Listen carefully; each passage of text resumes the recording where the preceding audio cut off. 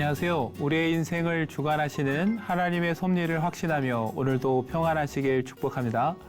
쉽고도 정확하게 알차고 재미있게 하나님의 말씀을 가슴 깊이 새기는 시간, 소문난 성경교실의 조준철 목사입니다.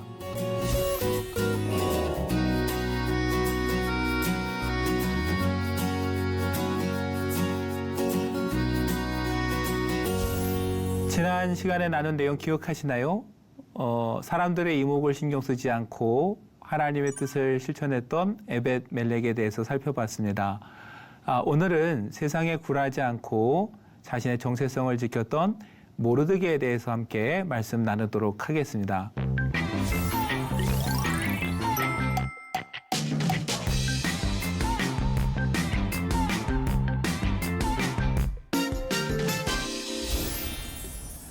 오늘 함께 살펴볼 인물은 모르드게인데요.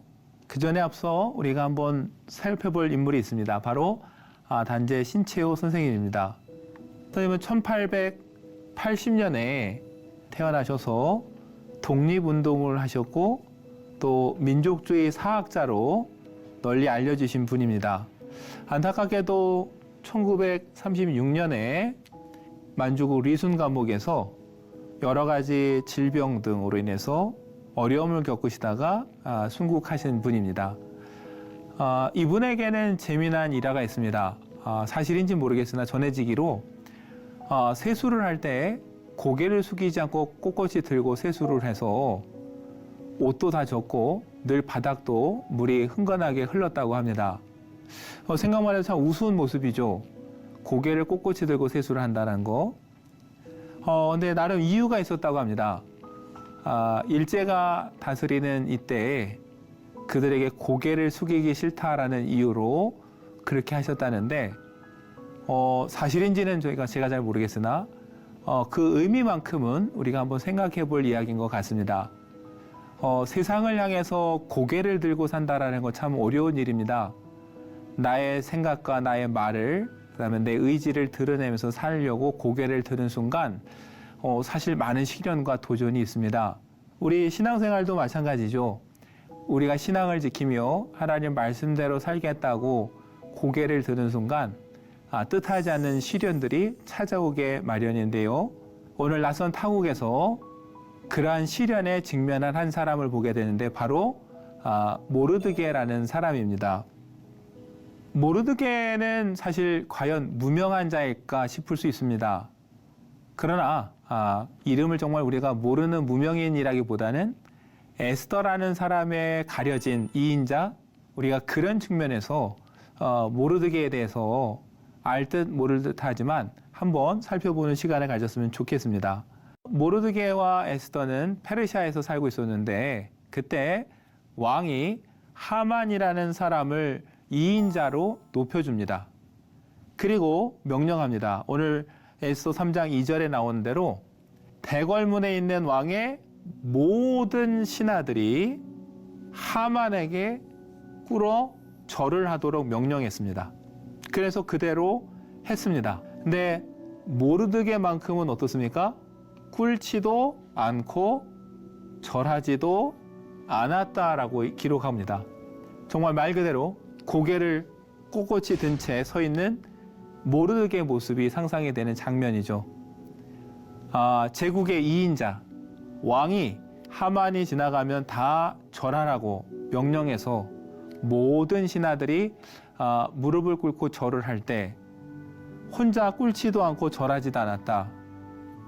얼마나 두드러지고 튀겠습니까? 그게 시련의 시작이었죠. 결국 그 모습을 본 하만이 어떻게 됩니까? 분노하게 됩니다. 그래서 하만이 얼마나 분노했는지 모르드게만 죽이는 것이 부족하다라고 생각하면서 온 나라에 있는 유다인, 즉 모르드게의 민족을 다 멸하기로 결정을 합니다. 단단히 화가 나긴 난 것 같습니다.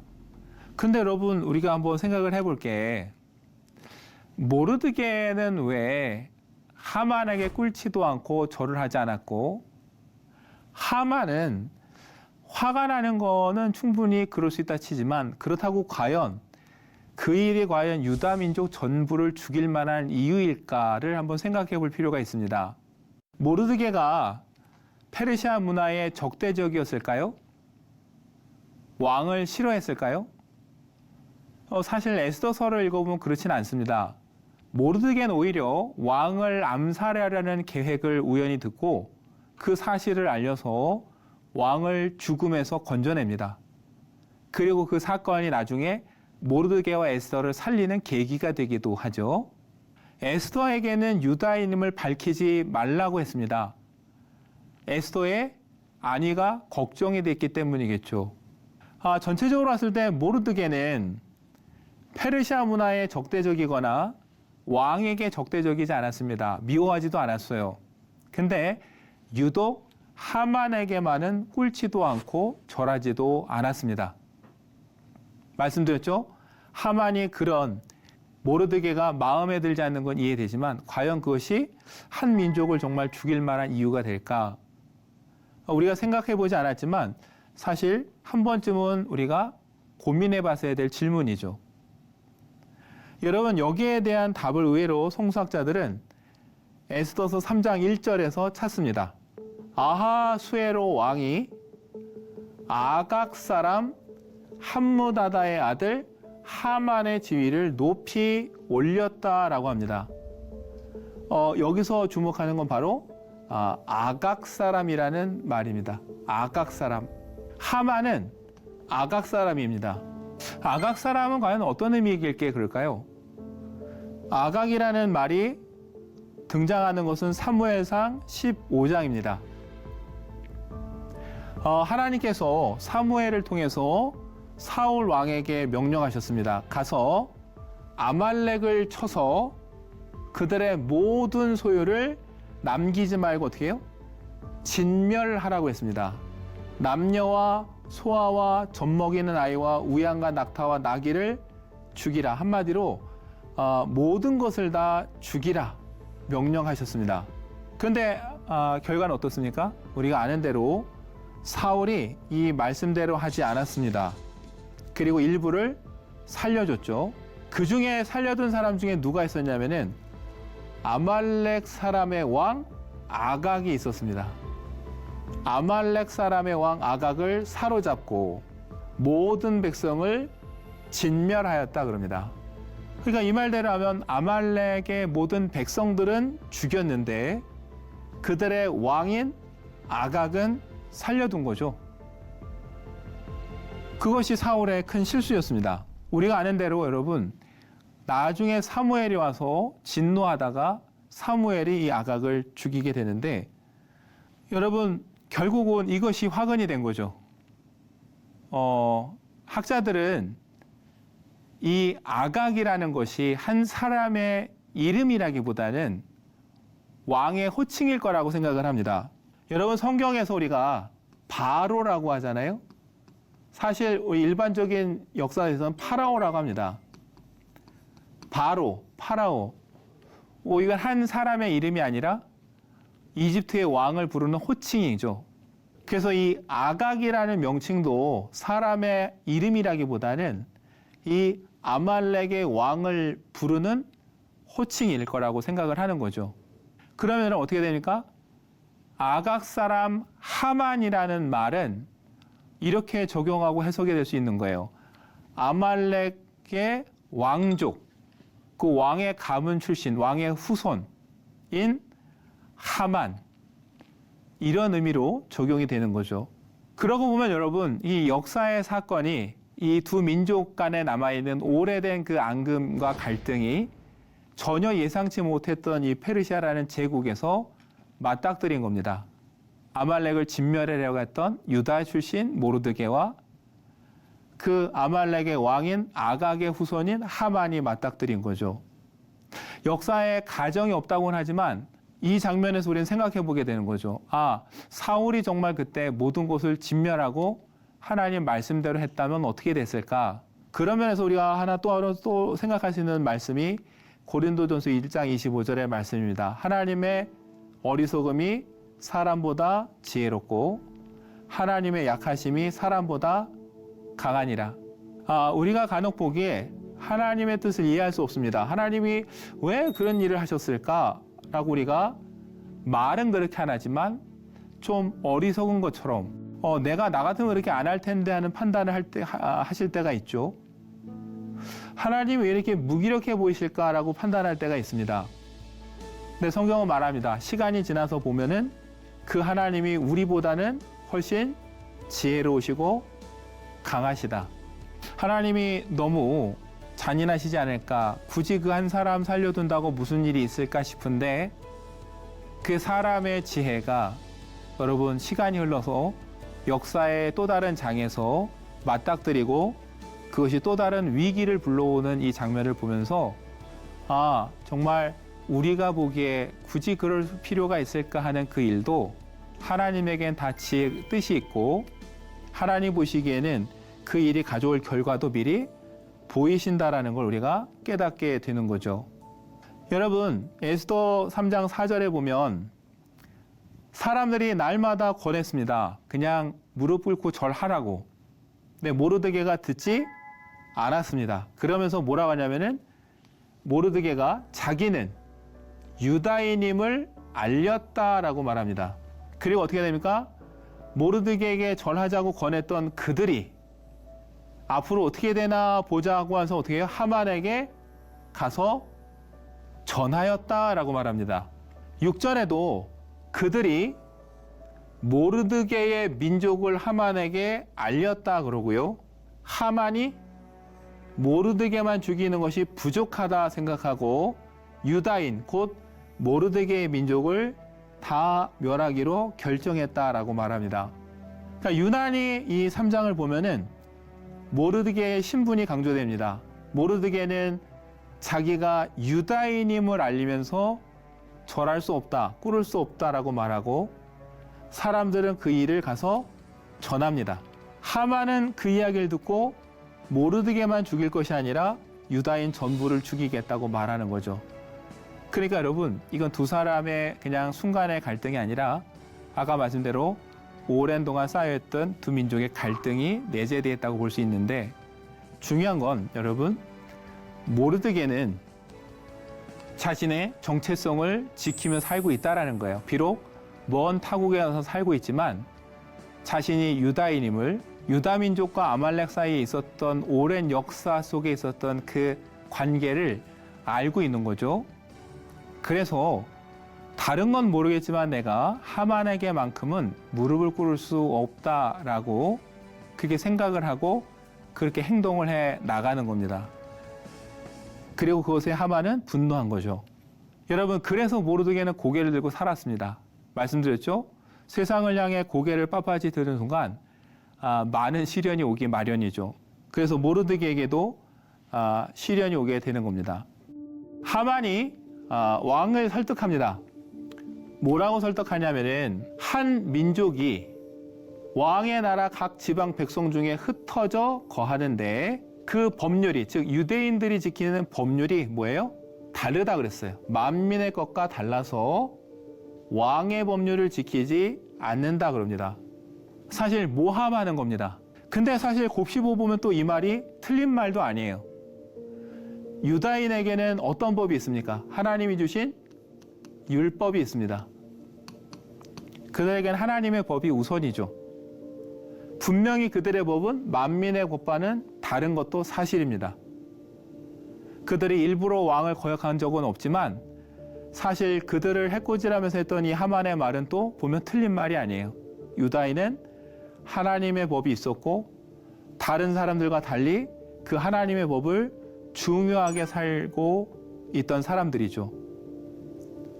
여러분, 그렇게 공격하면서 말합니다. 왕이 옳게 여기시거든 그들을 진멸하소서. 그러면서 제시하기를 내가 하만이죠. 은 1만 달란트를 왕의 일을 맡은 자의 손에 맡겨 왕의 금고에 드리리이다. 여러분, 하나님의 말씀대로 살아가겠다고 할 때 우리에게 찾아오는 시련은 이런 겁니다. 왜 유독 너희만 다른 법을 가지고 살려고 하냐? 왜 세상과 그렇게 다르게 살려고 하느냐라는 어떤 조롱과 시련, 핍박이 찾아오고 그런 우리의 의지를 꺾이기 위해서 세상은 모든 방법을 동원할 때가 있습니다. 왕이라는 뭘 동원합니까? 권력, 힘도 동원합니다. 모두 동원합니까? 돈도 동원합니다. 세상의 힘과 재물을 통해서 우리의 의지를 꺾으려고 할 때가 있죠. 그렇게 여러분 세상은 하나님의 뜻을 따라 살려고 하는 사람들을 향해서 도전합니다. 회유도 옵니다. 3절에 보면 대궐문에 있는 왕의 신하들이 모르드에게 말합니다. 어찌하여 왕의 명령을 거역하느냐. 4절에 뭐라고 합니까? 날마다 권하되. 무슨 얘기입니까? 왕의 명령을 굳이 이렇게 거역하면서 살 필요가 있냐? 왜 왕의 명령을 이렇게 무시하고 사느냐 하면서 한번 절하면 어때? 그냥 절하고 살면 어때? 라고 이제 자꾸 권하고 회유하는 거죠. 여러분, 세상에서 우리가 하나님의 법을 따라 살려고 하면은 이런 시련이 옵니다. 회유도 있습니다. 뭐 이렇게 유난 떨면서 할 필요 있냐? 적당히 하면 되지 않냐? 한번 눈 감고 이렇게 타협해도 되지 않느냐? 또 힘으로 강압적으로 위협하기도 합니다. 또 재물을 가지고 회유하거나 압력을 가하기도 하죠. 여러분, 그러니까 모르드게는 이런 모든 것들 속에서 꿋꿋이 지금 살아가고 있는 겁니다.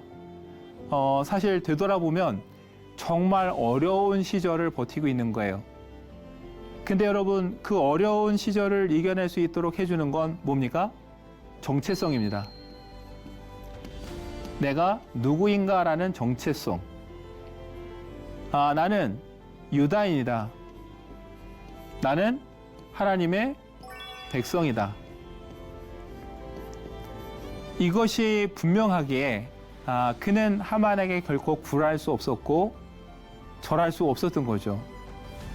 여러분, 오늘 세상을 살아가는 저와 여러분도 내가 누구인가에 대한 그 정체성, 그것이 사실 분명해야 됩니다. 그래야 우리가 어떤 태도로 이 세상을 향해 살아갈지 그것이 결정이 되는 거죠. 모르드게는 바로 그런 마음으로 먼 이국 땅에서 자기의 신앙을 지키며 살았습니다. 여러분, 이런 모르드게를 하나님은 과연 그냥 보고만 계셨을까요? 사실 에스더서는 잘 보면은 하나님이 전면에 드러나신 적이 없습니다. 어디에도 하나님이 직접 나타나시거나 언급되지도 않고 어떤 일을 했다는 기록도 없습니다. 그러나 잘 읽어보면 면면이 하나님은 보이지 않는 곳에서 모르드게와 함께 하셨고 모르드게를 지키고 계셨어요. 여러분, 앞서 말씀드렸지만 모르드게는 페르시아의 문화나 왕에게 적대적이지 않았습니다. 그래서 왕을 죽이려고 하던 암살의 음모를 듣고 그 소식을 전해서 왕을 구한 적이 있습니다. 성경을 보면 왕이 그러고 아무 보상도 안 해줬어요. 그냥 잊어버렸습니다. 사실 그것도 생각해 보면은 너무 억울한 일이죠. 이렇게 큰 공로를 세웠는데 아무 공로도 없고 보답도 없다라는 거. 세상에 서운할 수 있는 일이죠. 근데 그렇게 세월이 지나고 또 이런 시련의 한복판에 있을 때 우연과 같은 일이 벌어집니다. 그날 밤에라는 말로 에스더서 6장이 시작되는데요. 왕이 잠이 오지 아니하므로 명령하여서 역대 일기를 자기 앞에서 읽히더니 그럽니다. 그날따라 왕이 잠이 오지 않아서 밤에 무엇을 할까 하다가 사관을 불러다가 역사책을 실록을 읽게 한 거죠. 근데 마침 그 읽던 부분에 어떤 내용이 나오느냐? 문을 지키던 왕의 두 내시가 아하수에로 왕을 암살하려는 음모를 모르드게가 고발하였다는 내용이 나온 겁니다. 이 이야기를 듣고 왕이 묻습니다. 그럼 이 공로를 세운 모르드에게 무슨 존귀와 관직을 베풀었느냐 물었습니다. 신하들이 알아봤습니다. 그리고 대답하기를 아무것도 베풀지 아니하였나이다. 여러분 보면은 전부 우연과 같은 일입니다. 그날따라 왕은 잠이 오지 않았습니다. 잠이 오지 않는다고 해서 역사책을 읽는 것도 여러분 흔한 일은 아니죠. 근데 우연히 그날따라 또 역사책을 갖다가 사관에게 읽게 했습니다. 근데 여러분 사관이 그 방대한 역사의 기록 중에 하필 읽어도 모르드게가 그 암살자들을 고발한 부분을 읽었습니다. 여러분 정말 뭐예요? 다 우연처럼 벌어진 일인데 사실 뭡니까? 이 일을 통해 하나님은 모르드게와 에스더 그리고 유다 민족을 구원하시죠. 그래서 이름을 붙였습니다. 우연과 같은 필연. 여러분 우리 사람의 눈으로 보면 우연처럼 보이고 안 믿는 사람들은 운이 좋았다라고 말할 수 있는 그냥 운이라고 치부할 수 있는 일들. 그러나 믿음의 사람에게는 우연이나 운은 없습니다. 우리에겐 뭐만 있냐면은 하나님의 섭리가 있을 뿐입니다. 우연처럼 보이는 하나님의 필연이죠. 그래서 말씀드린 거예요. 하나님이 에스더서에 전면에 등장하시는 적은 한 번도 없지만 하나님이 모르시느냐 외면하시느냐 그게 아닌 거죠. 역사의 이면에서 준비하시고 계시고 모르드게와 에스더 유다 민족을 이끌고 구원하고 계신 겁니다. 그래서 여러분 우리가 아는 대로 이 일을 통해서 왕이 모르드게를 아주 높입니다. 그리고 그 일을 계기로 해서 유다와 모르드게를 죽이려고 계획을 꾸리던 하만이 오히려 죽게 되죠. 여러분 이 모든 일을 통해서 우리가 깨닫게 되는 건 하나입니다. 세상의 소리가 그리스도인으로서의 정체성을 지키며 사는 것, 이건 아주 중요하다는 거예요. 물론 그 정체성을 지키면서 살려고 저와 여러분이 고개를 쳐드는 순간 세상은 우리를 위협하기도 하고 도전하기도 할 겁니다. 많은 시련도 있겠죠. 그러나 분명한 것은 하나님은 그런 우리를 외면하지 않으시고 지켜보고 계시고 우리와 함께 하신다라는 것. 여러분 모르드게는 자신의 조상의 역사부터 지금까지 모든 흐름을 기억하고 그래서 자기가 오늘 어떤 태도를 취해야 될지가 분명한 사람이었습니다. 그런 의미에서 과연 오늘 우리는 그리스도인으로서의 정체성을 가지고 우리가 어떤 태도로 살아가야 될지 세상을 향해서 분명한 우리의 관점과 태도를 정립했는지 한번 되돌아보는 기회가 되면 좋겠습니다. 말씀드린 대로 쉽진 않겠죠. 그러나 하나님께서 우연처럼 우리를 돕는 사람을 보내주시고 또 우연과 같은 사건을 통해서 우리를 이끌어 주실 겁니다. 그리스도인이라는 말은 그리스도에게 속한 사람입니다. 그런데 그리스도인이라는 이름을 가진 우리가 그리스도와 상관없이 산다라는 건 사실 모순입니다. 그리스도와 상관없이 산다면 그리스도인이 될 수가 없는 거죠. 여러분과 제가 그리스도 안에서 그리스도와 상관 있는 사람으로서 정체성을 가지고 이 세상을 살아가면서 늘 하나님의 뜻을 따라 살아가는 저와 여러분 되기를 소망합니다. 오늘 강의는 여기까지 진행하도록 하겠습니다.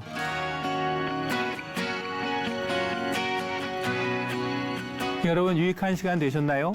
그동안 무명한 자, 유명한 자라는 주제에 대해 나눴는데요.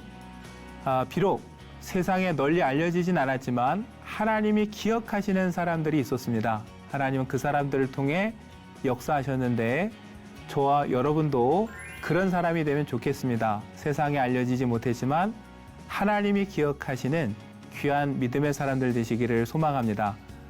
지금까지의 모든 수업은 유튜브를 통해 다시 보실 수 있습니다. 언제나 우리의 정체성을 잊지 않고 힘차게 살아가는 여러분 되시기를 바랍니다. 지금까지 함께 해주셔서 감사합니다.